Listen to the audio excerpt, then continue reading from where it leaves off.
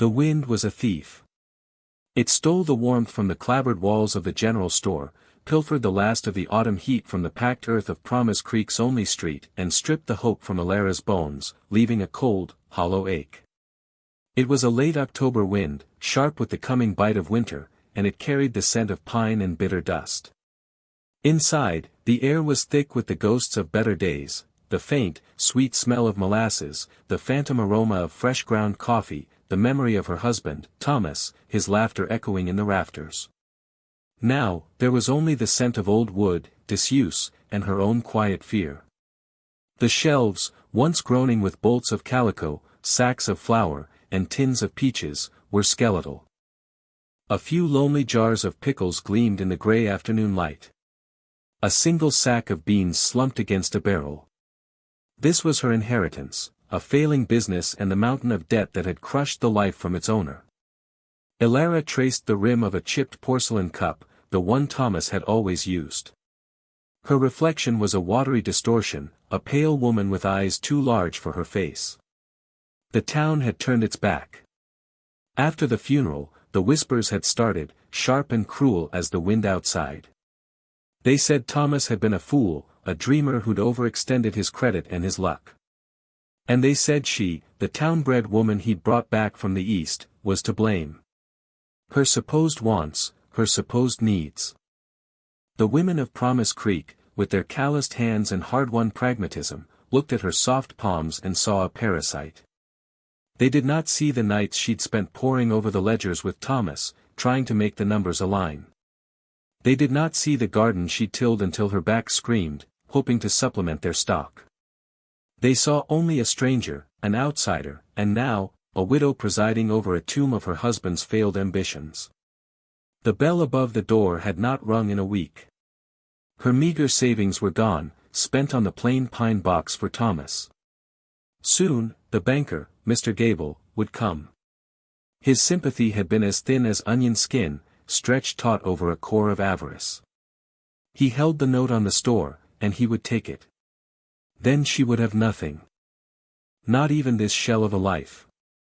A shiver, unrelated to the cold, traced a path down her spine. She was trapped, a specimen under the town's collective microscope, waiting to see how long she would last before she broke. She pulled her thin shawl tighter, the worn wool a scant comfort. The wind howled a mournful dirge, rattling the window panes as if demanding entry. It wanted to claim the last of what was inside, to scour the place clean. And Alara, huddled in the gloom, felt little strength to stop it. She was as empty as the shelves, as depleted as the town's goodwill. The sun was sinking, painting the sky in bruises of purple and orange, and with the dying light, her last sliver of hope began to fade. The front door creaked open, a sound so unexpected it made her gasp. A man stood silhouetted against the lurid sunset, a figure so large he seemed to fill the entire frame. The wind swirled in around him, carrying the cold and the wild scent of the high country. He stepped inside and shut the door, the sound a dull thud of finality. He did not belong here. He was built of a different substance than the townsfolk, all leather and hard muscle, his face weathered by sun and wind into a mask of stoic neutrality. His eyes, the color of a winter sky, swept the empty store, missing nothing. Alara had seen him before, perhaps twice a year. He was the man from the mountains, the one they called Silas. He came for salt, flour, and ammunition, paid in gold dust or pelts, and vanished as silently as he arrived. He never spoke unless necessary, and the town gave him a wide berth, whispering stories of a man who was more animal than human, a man who turned his back on the world. He moved with a quiet, deliberate grace that belied his size. His gaze fell on her, and for a moment, she felt pinned by its intensity. There was no pity in it, no judgment she had grown so accustomed to. There was only a calm, unnerving assessment. He wore a heavy sheepskin coat, worn at the elbows, and his hands, resting on the counter, were scarred and capable. He looked from her pale face to the barren shelves. "I need supplies," he said. His voice was a low rumble, like rocks grinding deep in the earth. It was not a question or a request, but a simple statement of fact. Elara found her own voice, a thin, reedy thing. There is not much left. He nodded slowly, his eyes still holding hers. I can see that, he gestured with his chin toward the slumping sack of beans, the few tins. I'll take what you have. He reached into a leather pouch at his belt and placed a small, heavy deerskin bag on the counter. The clink of coins was a sound she hadn't heard in weeks. It was more than enough. It was a small fortune. But it wouldn't solve the problem of Mr. Gable, or the coming winter, or the profound, crushing loneliness of her existence. She stared at the bag, then back at him. Why?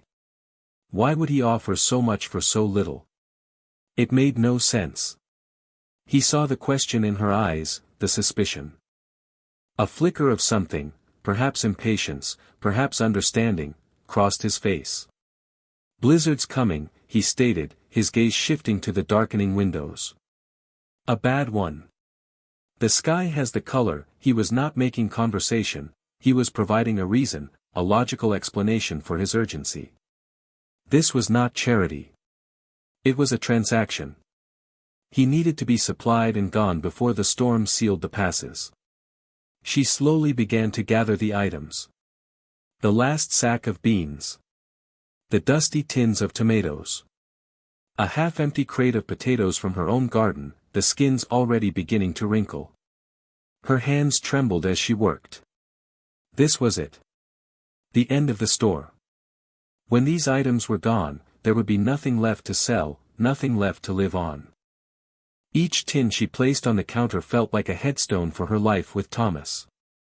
The man, Silas, watched her, his silence a heavy presence in the room.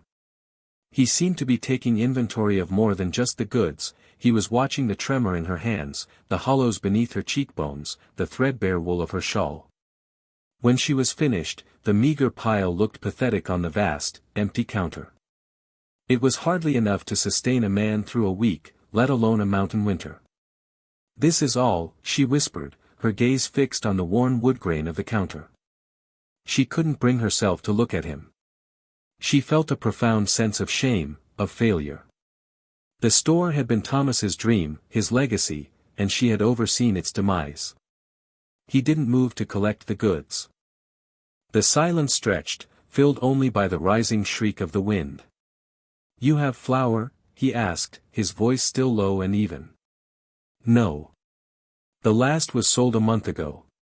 Salt pork? No. Coffee?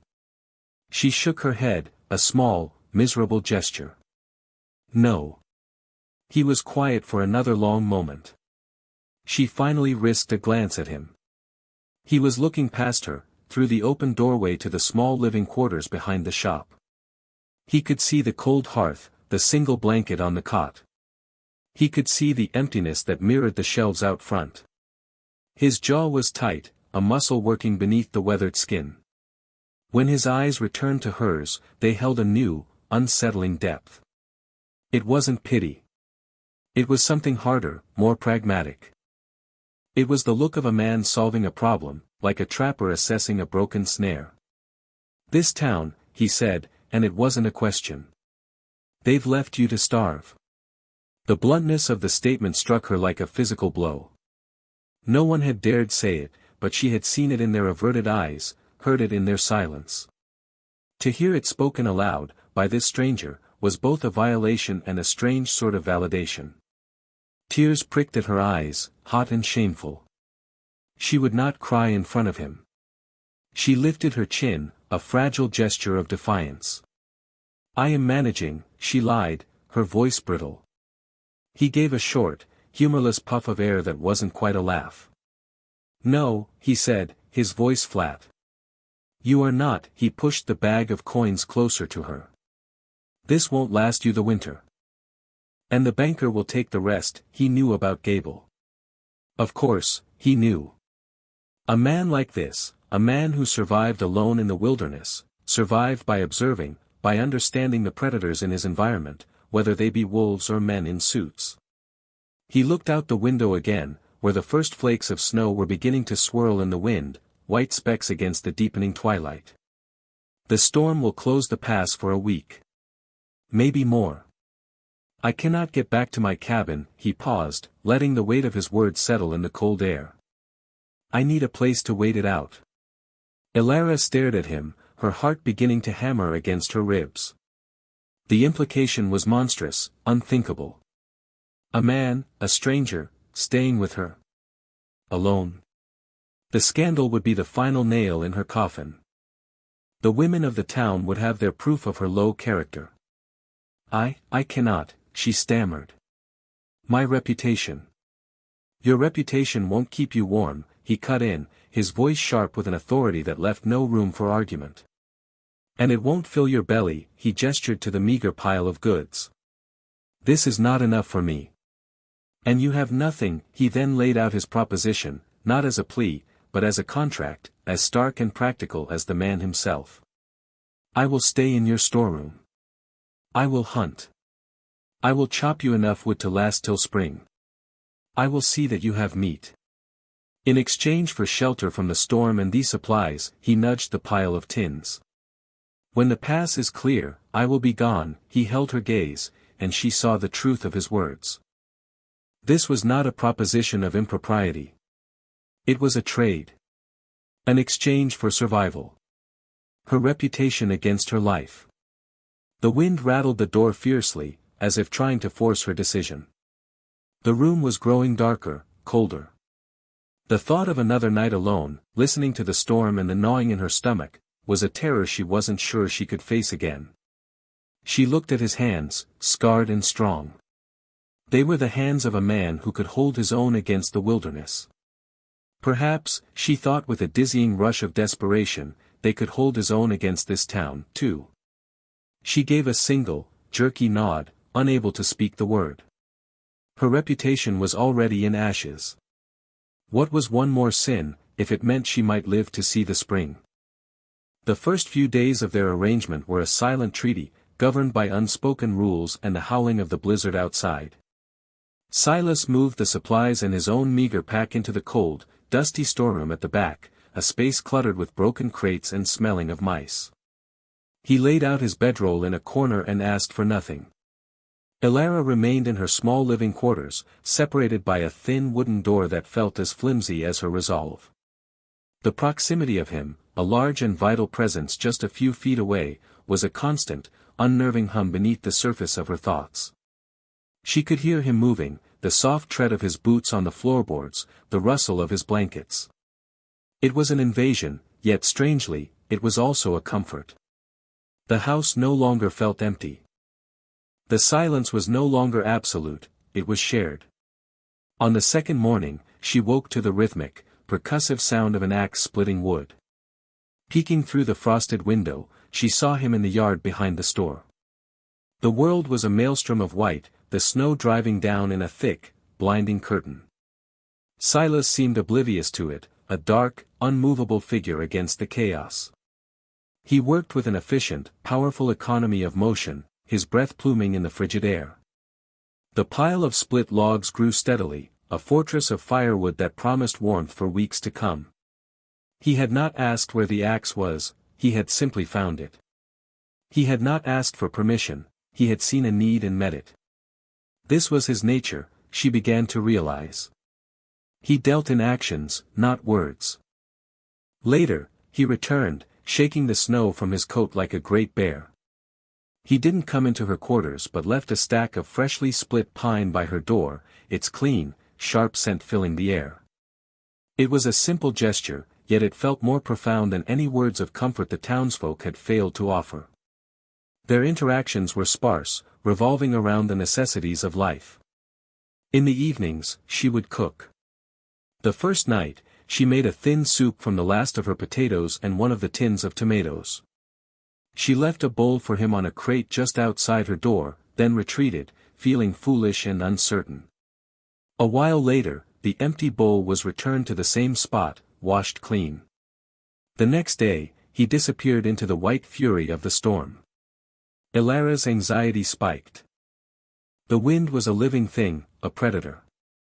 No man could survive it for long. She paced the small room, her mind conjuring terrible images of him lost, frozen in the snow. But just as dusk began to bleed into the white landscape, he returned. He carried 2 rabbits, their fur matted with snow, and a string of grouse. He skinned and cleaned them outside in the biting cold with practiced speed, leaving the dressed meat on her back step before disappearing again into his storeroom. That night, the stew was rich with meat. The aroma filled the small house, a scent of life and sustenance she hadn't known in months. This time, she felt a strange boldness. She knocked softly on the storeroom door. He opened it, his large frame filling the doorway. He looked surprised to see her standing there, holding a steaming bowl. "It is better hot," she said, her voice barely a whisper. He hesitated for a fraction of a second, his gaze dropping to the bowl and then rising to meet hers. He took it from her, his calloused fingers brushing against hers. The brief contact was like a spark of heat in the cold room. "Thank you," he rumbled, the word seeming to cost him some effort. He did not invite her in, nor did she expect him to. But as she returned to her own room, a subtle shift had occurred. They had shared a purpose, a meal. They were no longer just 2 strangers sheltering from a storm, but 2 people bound by the common, desperate goal of survival. She ate her own stew by the fire, the warmth spreading through her, and for the first time since Thomas's death, she did not feel entirely alone. The storm raged for 6 days. In that time, a quiet rhythm established itself between them. Each morning, he would tend to the woodpile or reinforce a loose shutter on the store. Each afternoon, he would hunt, always returning with something for the pot. Elara would cook, mend, and keep the fire alive. She found herself watching him from the window as he worked. She noted the way he moved, with a deep-seated patience and confidence that spoke of a life lived in tune with the harsh realities of nature. He was never hurried, never careless. She saw the intricate scars on his knuckles and wondered at the stories they held. She noticed the way his eyes, so often fixed on the distant, storm-shrouded mountains, would soften almost imperceptibly when he checked the rabbit snares he had set. He was a man of immense self-sufficiency, yet here he was, providing for her. The thought was both humbling and frightening. She was becoming dependent on him, on this silent, mountain man who had appeared out of the sunset like an apparition. One afternoon, while mending a tear in one of her last good dresses, she noticed his coat hanging on a peg in the storeroom, the door slightly ajar. A long rip ran along the shoulder seam, the sheepskin lining peeking through. On impulse, she took it down. The coat was heavy, imbued with the scent of pine smoke, snow, and him. It felt like a living thing in her hands. She carried it back to her chair by the fire and, with her finest needle and thread, began to repair the seam. Her stitches were small and neat, a skill her mother had insisted upon. As she worked, she thought about the man who wore it. The world saw him as a savage, an outcast. But she saw a man who had shown her more practical kindness in a week than the entire, civilized, town of Promise Creek had shown her in a year. He hadn't preached at her, hadn't offered empty platitudes. He had simply seen her need and filled it with firewood and fresh meat. He had built a wall of warmth and sustenance around her, shielding her from the storm, both outside and within. When he returned that evening, stamping the snow from his boots, she held the coat out to him. The seam was torn, she said simply, avoiding his eyes. He stopped, looking at the coat, then at her. He took it, his fingers tracing the line of her neat stitches. He ran his thumb over the mended wool, a slow, contemplative gesture. He didn't speak for a long time. The fire crackled in the hearth, the only sound in the room. Elara's heart beat a nervous rhythm against her ribs. She had overstepped. She had presumed a familiarity that did not exist. "It's a good stitch," he said at last, his voice low. He looked directly at her, and in his eyes, she saw a flicker of something she couldn't name. It was not gratitude, not exactly. It was a look of acknowledgement, of seeing. In that moment, he saw her not just as a helpless widow or a business arrangement, but as a woman with a skill, a woman who had offered a small piece of care in return for his. He slipped the coat on. It settled on his broad shoulders, the mended seam holding strong. He gave a curt nod, a gesture that conveyed more than a dozen flowery speeches. The treaty of silence was beginning to thaw, giving way to a fragile, unspoken understanding. A partnership had been forged in the heart of the blizzard, stitched together with thread and sinew. On the seventh day, the wind died. The silence that descended was profound, almost deafening after the ceaseless howl of the storm. Sunlight, brilliant and blinding, streamed through the windows, reflecting off a world remade in white. The snow lay in deep, sculptural drifts, burying fences and transforming the hard edges of the town into soft, rolling curves. The pass would still be impassable for days, but the siege was over. The change in the atmosphere was immediate. The small cabin no longer felt like a sanctuary, but a cage. The outside world, with its judgments and its dangers, was waiting. Elara felt a knot of dread tighten in her stomach. Silas's presence, which had become a source of stability, now felt temporary. Soon, the pass would clear, and he would leave. The thought left her feeling colder than the storm ever had. That morning, the bell over the store's front door jangled violently.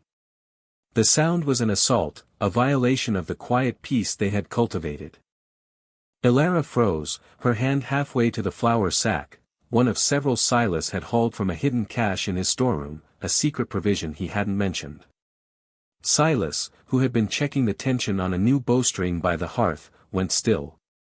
His head came up slowly, like a wolf sensing danger. His eyes, fixed on the front of the store, turned hard and flat. There was only one person who would come calling with such belligerent urgency. Mr. Gable. The banker strode into the living quarters without knocking, his polished boots incongruous against the rough-hewn floorboards. He was a portly man, his face flushed with cold and self-importance. His gaze swept the room, taking in the roaring fire, the smell of fresh-baked bread, and the sight of Elara, who looked healthier and less haunted than he had likely expected. His eyes narrowed with suspicion, then widened in shock as they landed on Silas, who rose to his full height by the fire. The sheer size of him, combined with the lethal quietness of his posture, seemed to suck the air from the room. Gable took an involuntary step back. "What is the meaning of this?" he sputtered, his voice a reedy whine. "Who is this man?" "Mrs. Hale, you are a widow. Harboring a man. It's indecent." "He was stranded by the storm," Elara said, surprised by the steadiness of her own voice. She stood taller, placing herself slightly between the two men. "He is a customer." "A customer?" Gable sneered, his courage returning as he focused his venom on her. "This store is empty. You have nothing. You are destitute. Which is why I am here." He puffed out his chest. "The period of grace on your husband's loan is over. I am foreclosing. I want you out. Today. The roads are not clear. The town is snowed in. You would throw me out into this?" she asked, her voice trembling with a mixture of fear and fury. "That is not my concern," Gable said dismissively. "The property is now legally mine.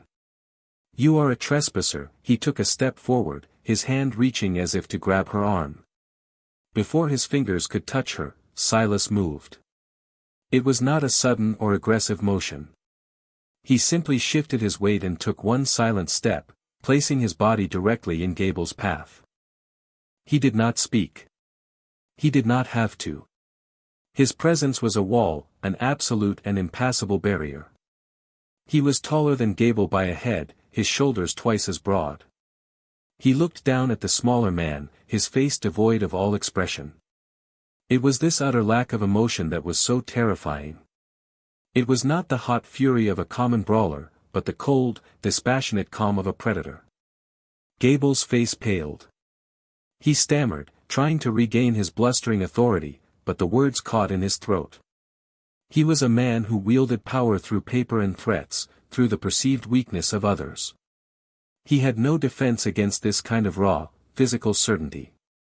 Silas just stood there, watching him, waiting. The silence was a weapon, and Silas wielded it with terrifying skill. Finally, Gable licked his dry lips and took another step back. This is not over, he hissed, his eyes darting from Silas's stony face to Alara's. I will be back. With the sheriff, he turned and practically fled, slamming the door behind him. The room was quiet again, but the peace had been shattered. The threat was now real and immediate. Alara was shaking, the adrenaline draining away to leave a profound weakness in its wake. She leaned against the counter for support, her gaze on Silas. He hadn't moved. He was still watching the door, his body coiled and ready. He will do it, she whispered. Sheriff Blevins is his cousin. They will come back.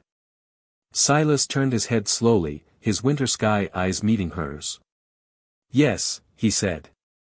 The single word was a confirmation of her fear, but there was no fear in his tone. There was only a quiet, resolute acceptance of the facts.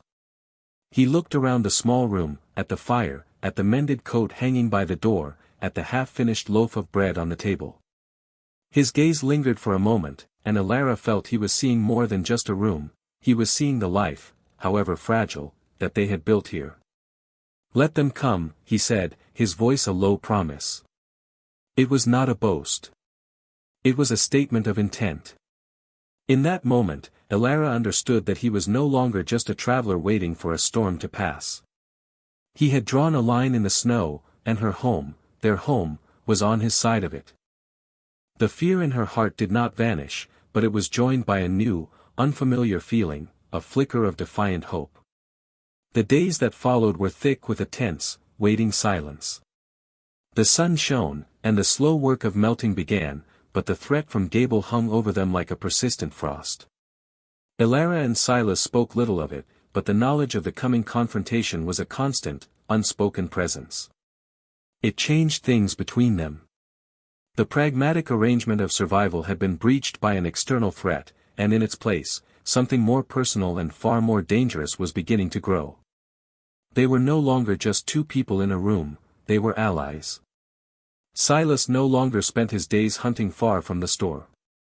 He stayed close, his tasks practical but watchful. He secured the shutters, his hammer blows echoing in the crisp air. He checked the integrity of the locks on the doors, his large hand surprisingly deft.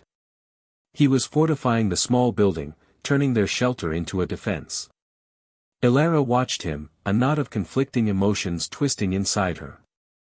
She was terrified of the violence she knew Gable would bring, but she was also filled with a fierce, protective instinct for this place, for the life she had clawed back from the edge of despair. This store was no longer just the site of Thomas's failure, it was where she had found her own strength. It was where a silent man had shown her kindness, where she had learned the quiet rhythm of resilience. She would not let Gable take it without a fight. Her fear began to anneal into a hard, clear resolve. She cleaned the store, not as a woman preparing to be evicted, but as a proprietor defending her domain. She polished the counter until it shone. She organized the few remaining goods on the shelves, creating an illusion of order and prosperity. These were small acts of defiance, her own way of drawing a line. One evening, as they sat in their accustomed silence near the fire, Silas was sharpening his hunting knife on a whetstone. The rhythmic scrape of steel on stone was a soothing, meditative sound. Alara was darning a sock, her fingers moving automatically. The domesticity of the scene was so at odds with the tension that surrounded them. "You are not from the mountains," she said suddenly, the words leaving her mouth before she could stop them. It was the first personal question she had ever asked him. He stopped sharpening the knife, his hands going still. He looked at the blade, then at her, his expression unreadable in the flickering firelight. "No," he said, his voice quiet. "I was a farmer. In the Ohio Valley." The admission hung in the air between them. A farmer. She tried to picture him behind a plow, turning over rich, dark earth. It seemed impossible. He was a man of rock and pine, of snow and silence. "What happened?" she asked, her voice soft. He set the knife and stone aside with deliberate care. He stared into the flames for a long time, his face a mask of old sorrows. Drought, he said, the word rough, as if torn from his throat. Then fever. It took my wife. My boy, he spoke the words flatly, without inflection, but Alara could feel the immense, cold weight of the loss behind them. It was a pain that mirrored her own, but older, deeper, and frozen over by years of solitude. There was nothing left to stay for, he continued. The land was dead. My family was gone. So I walked west. I kept walking until the people stopped and the mountains began. He fell silent, the story told. It was a sparse, brutal epitaph for a life he had left behind. Alara felt her own grief rise to meet his. She understood now.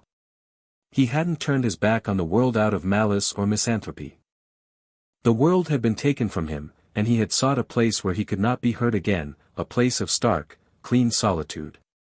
She reached out, her hand hovering in the space between them before she rested it gently on his forearm. His muscles tensed at her touch, but he did not pull away. The skin of his arm was warm, solid. I am sorry, she whispered. It was an inadequate phrase for such a monumental loss, but it was all she had. He looked at her hand on his arm, then his gaze lifted to her face. For the first time, she saw the walls of his reserve crumble. In his eyes, she saw not a savage or a hermit, but a man hollowed out by grief, a man who understood her own desolation completely. He covered her hand with his own, his large, calloused palm enveloping hers. The touch was not one of passion, but of profound, shared understanding. Two solitary souls, adrift in a harsh world, had found a brief, fragile harbor in each other. They said nothing more, but in the quiet warmth of the fire, a new and powerful bond was forged, stronger than any lock, more resilient than any storm. The thaw brought Gable. He arrived not with the sheriff, as he had threatened, but with 3 hard-faced men Alara had never seen before. They were hired muscle, their intent plain in their cold eyes and the way their hands rested near the pistols on their hips.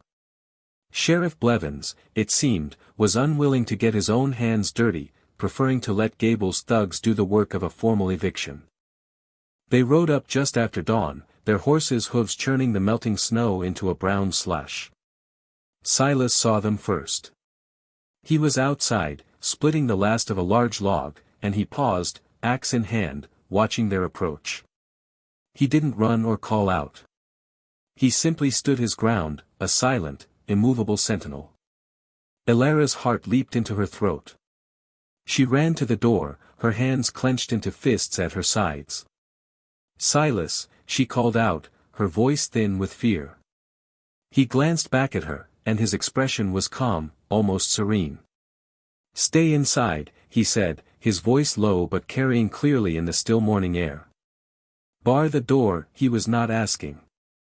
It was a command meant to protect her. She hesitated, torn between the urge to help and the instinct to obey.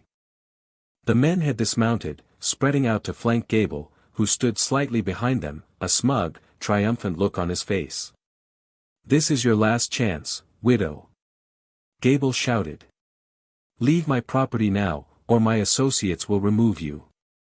And your pet savage. Alara's fear was suddenly eclipsed by a white-hot surge of anger. My property. This place she had bled for, starved for. She slammed the heavy oak door and dropped the bar into place, her hands shaking. She would not be a helpless victim. She ran to the back of the store, her mind racing. Thomas had kept an old, heavy fowling piece behind the counter, a relic from his father. She didn't know if it was loaded, didn't even know if it would fire, but it was something. She dragged it out, the cold, heavy metal a shocking weight in her hands. As she fumbled with it, she heard the confrontation begin outside. There were no gunshots, just the ugly sound of a scuffle, a grunt of effort, the thud of a fist hitting flesh, a curse. She peered through a crack in the front shutters. Silas was fighting. It was not the clumsy brawling of a saloon, but something terrifyingly efficient. He moved with a brutal grace, using the axe handle as a club, blocking, striking, turning their numbers against them. One man was already on the ground, clutching his arm. But there were two more, and they were closing in. Suddenly, a heavy blow struck the back door, making the wood shudder. They were trying to break in. They were trying to get to her. Panic seized her, cold and sharp. She couldn't help him if they got inside. She had to hold them off. She propped the heavy shotgun against the door, pointing it at the wood, her finger trembling on the trigger. Another blow, heavier this time, and a crack appeared in the door. "We're coming in, little lady," a rough voice called from outside. Gable said to be gentle, "But we ain't feeling so gentle right now." Laughter followed, cruel and sharp. Elara squeezed her eyes shut, took a deep breath, and pulled the trigger. The roar was deafening in the enclosed space, the recoil slamming the butt of the gun into her shoulder with bruising force. The shot blasted a hole the size of a fist through the door, sending splinters flying. There was a cry of pain and surprise from the other side, followed by a string of curses. But they did not try the door again. The sudden silence from the back was just as terrifying as the noise had been. She scrambled back to the front window, her shoulder throbbing, her ears ringing. The scene outside had changed. The second man was down, and Silas was facing the last one, a big, bearded man who held a long knife. Gable was shouting encouragement from a safe distance. Silas had dropped the axe handle and was circling his opponent, his hands empty. The man lunged, the knife flashing in the morning sun. Silas moved with a speed that seemed impossible for a man his size, sidestepping the attack, his hand shooting out to grip the man's wrist. There was a sharp, cracking sound, and the man screamed, the knife clattering to the muddy ground. Silas hit him once, a short, brutal punch to the jaw, and the man collapsed in a heap. It was over in seconds. Silas stood panting in the center of the yard, surrounded by the three defeated men. He was bruised, a cut bleeding freely on his cheek, but he was standing. His chest rose and fell with deep, ragged breaths. He turned his head, his gaze finding Gable, who was frozen in place, his face a mask of disbelief and terror. Silas took one step toward him. That was all it took. Gable squeaked like a cornered rat, turned, and scrambled onto his horse, riding away as if the devil himself were on his heels. Silas watched him go, then slowly, he turned and looked at the store, at the shuttered window where he knew she was watching. His eyes met hers through the crack, and the cold, feral light of battle began to recede, replaced by a look of weary concern. He had won. They had won. Elara fumbled with the bar, her hand still shaking so badly she could barely lift it. She threw the door open and ran to him, heedless of the mud and the groaning men on the ground. She reached him and stopped, unsure of what to do. Words seemed hollow, meaningless. So she simply reached out and touched the cut on his cheek, her fingers coming away stained with his blood. "You're hurt," she whispered, her voice choked with emotion. He looked down at her, his expression softening. "It's nothing," he said, his voice rough. He looked at the shotgun she still clutched in her other hand, then back at her face. "You?" he asked, his eyes searching hers for any sign of injury. "Are you all right?" The simple question, the genuine concern in his voice after the violence he had just endured for her sake, broke through the last of her composure. A single tear traced a path through the grime on her cheek. "Yes," she managed to say, her voice thick. "I'm all right." He reached up and gently took the heavy shotgun from her grasp, setting it down carefully against the wall. Then, he did something that stunned her. He rested his hand on her shoulder, his thumb stroking the worn wool of her dress. It was a gesture of immense comfort, a silent acknowledgement of the battle they had just shared and won. In the quiet morning air, surrounded by the wreckage of their fight, they stood together, no longer just a widow and a drifter, but two people who had defended their home, and in doing so, had found a home in each other. The town of Promise Creek was still buried in snow, but in the small yard of the general store, the spring had finally arrived. In the aftermath, a profound quiet settled over the store and the small patch of land it occupied. The defeated men had gathered their wits and their injuries and slunk away, leaving only trampled mud and the lingering scent of fear. Gable did not return. The story of his rout, likely embellished by his own hired thugs, would spread through the valley, and he would not risk another, more public humiliation. For the first time in a long time, Alara felt a sense of security that was more than just a locked door. It was the security of a battle won, of a threat faced and vanquished. It was a feeling of permanence, rooted deep in the ground she had just defended.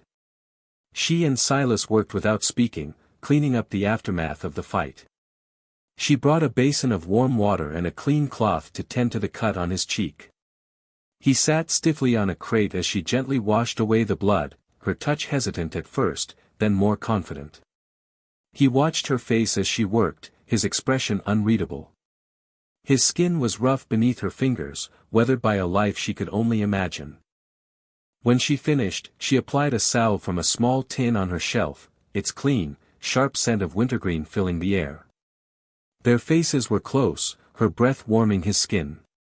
The world seemed to shrink to the small space between them.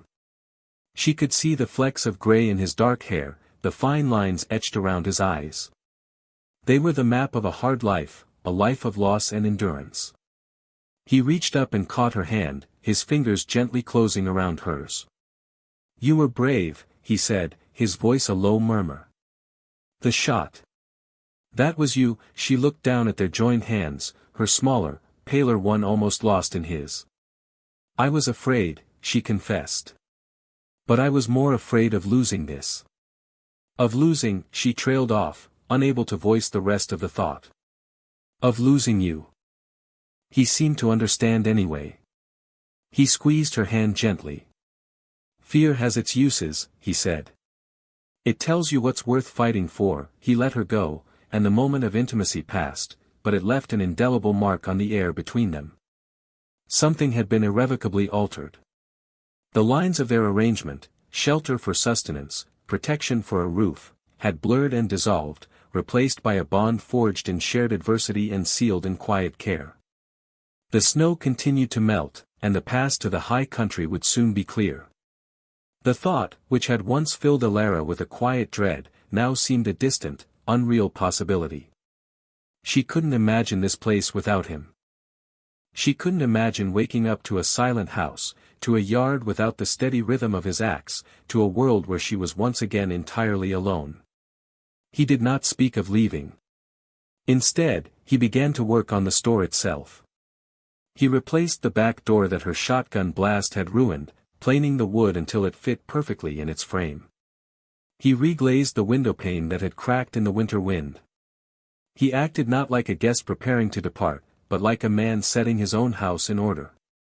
One afternoon, Alara was taking inventory, a hopeful, almost daring act.